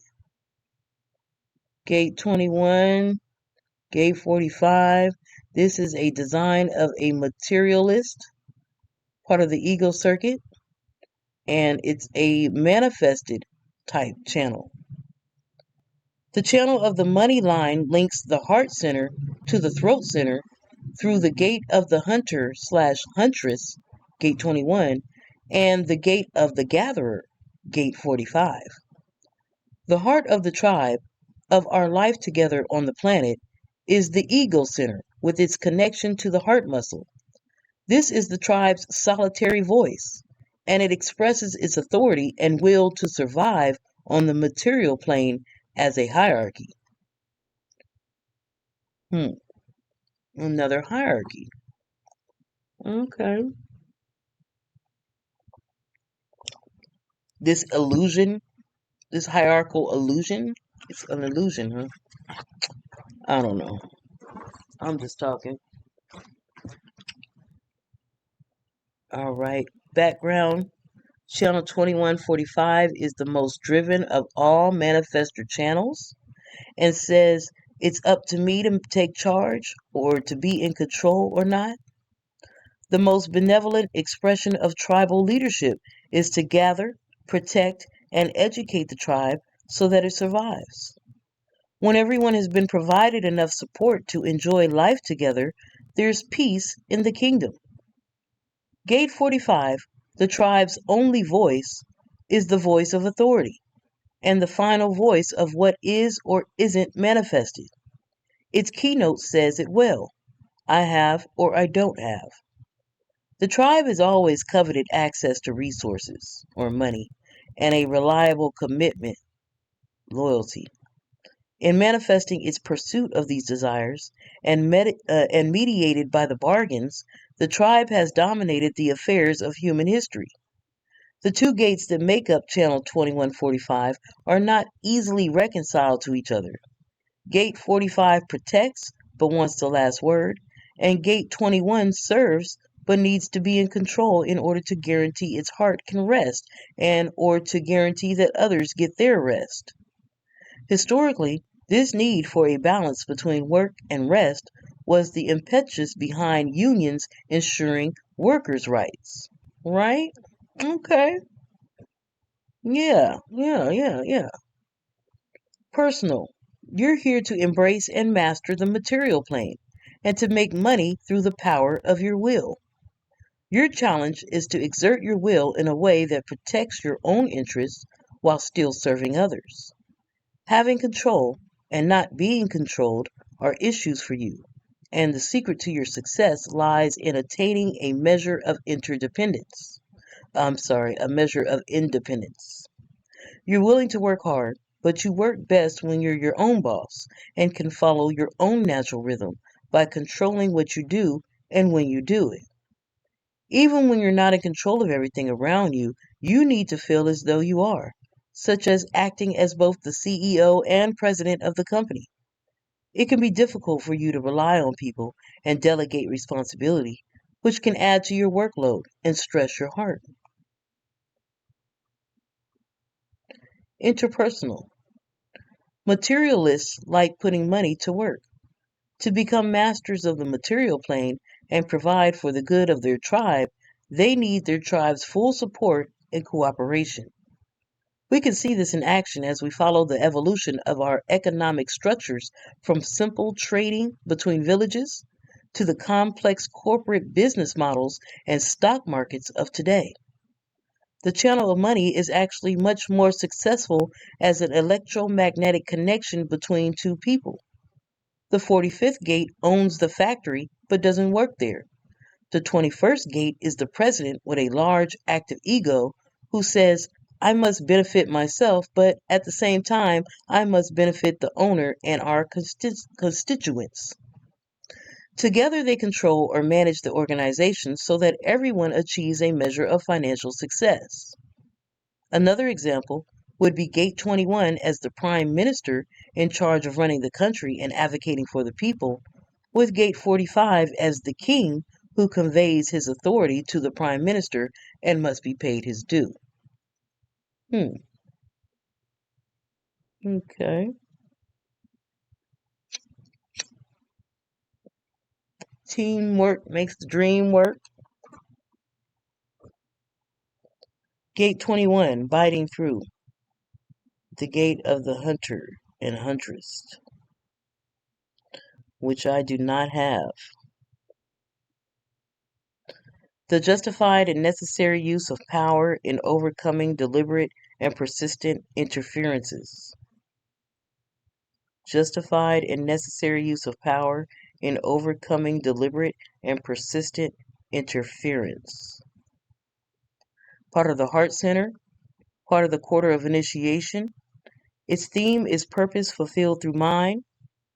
It's part of the RAC of tension and the JC of control, as well as the LAC of endeavor. The 21st gate needs to be in control of its domain.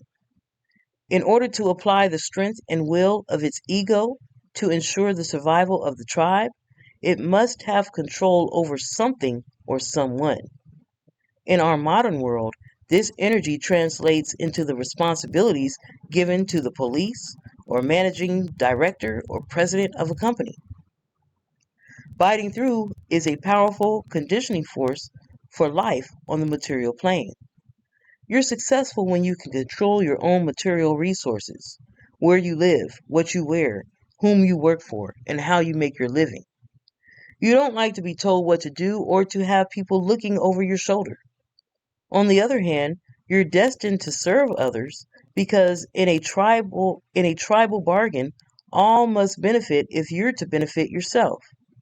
If you attempt to assume power or to control others without following your strategy and authority, you'll encounter forceful resistance. Regardless of the benefits of your intentions, you must wait until you're offered control. If you're a projector, you need to be with people who recognize and invite your ability to control. If you're a generator, you have to be asked for access to your sacral energy so you can respond. And if you're a manifester, you have to inform before you attempt to exert control and thus measure the resistance field. Without Gate 45, you'll find yourself searching for a situation in which you can oversee the future and wealth of the community. Line 6, chaos. Line 5, objectivity. Objectivity. What's going on? I think I need more tea. Objectivity. Line 4, strategy. Line 3, powerlessness. Line 2, might is right. And line 1, warning. Okay. Gate 45, the gatherer or gathering together. The gate of the gatherer. The natural and generally beneficial attraction of like forces. Part of the throat center, part of the civilization quarter, part of the theme. The theme is the theme is purpose fulfilled through form. It's part of the RAC of rulership, the JC of possession, and the LAC of confrontation. Gate 45 is the gate of dominance. It is the gate of the master, mistress, or king, queen. It is the single voice of the tribe, I have, and a deeply possessive gate of manifestation and action. The gate of the gatherer is here to protect the tribe's material resources. You're a natural authority and guide for the tribe. However, you're not really here to work. When what you have is used on behalf of those you protect, there is peace in your kingdom. You have an ability to gather people together to manifest what the tribe needs, to expand your community, and to bring harmony to those around you. Although the actual management of the tribe's business is handled by Gate 21. Who has Gate 21? Are you listening? Does somebody here have Gate 21? Let me know in the comments. I like to just, I'm always gathering together. I like to know, who has what so that we can figure out a way to work together. So if you have Gate 21, let me know in the comments, right? Because you're the actual management of the tribe's business. Okay? And I'm here to protect the tribe's material resources. Yeah. Okay, bet. You own the lands. People with Gate 45 own the lands, but you must give Gate 21 permission to hunt on it, while still demanding that you receive the best piece of meat in the bargain. When you attempt to tell Gate 21 how to run your kingdom, or when Gate 21 tries to get the best piece of meat for itself, there's tension. Each gate has a specific role and purpose within the tribe, and operates optimally when kept in its place. Even with Gate 21 in your own design, it works best for you to have the help of another Gate 21 to manage and run your kingdom or business. Come on, Gate 21. Show yourself. Reveal yourself. Okay? Because I have Gate 45. So, even if I have Gate 21, which I don't, I still need the help of another Gate 21 to manage and run my kingdom or business. And, I'm building a kingdom. I'm building a business over here, So your assistance would be greatly appreciated. Let me see what line I have Gate 45 on, though. Let's check that out. I saw it immediately. Line 5 in my Venus. Is that the only Gate 45 I have, though? Gate 45 is where? Somewhere. Okay. Yeah. 45.5. Only on my personality side. Alright. Line 5. Line 6 is reconsideration. Line 5 is leadership. Line 4, direction. Line 3, exclusion. Line 2, consensus. Line 1, canvassing. Okay. Wow. Are we done, guys? There is truly magic in the world, and it's not something that I would have ever believed. The magic is in who we are, embedded into our own marvelous bodies like a rich vein of gold just waiting to be discovered. When we find this magic and tap into its power, it's as if we're suddenly plugged into life at last. Finally, we can live our greatness in peace, in grace, in power by living our design. Ra Uru Hu. Wow. Okay. So that ends section 6.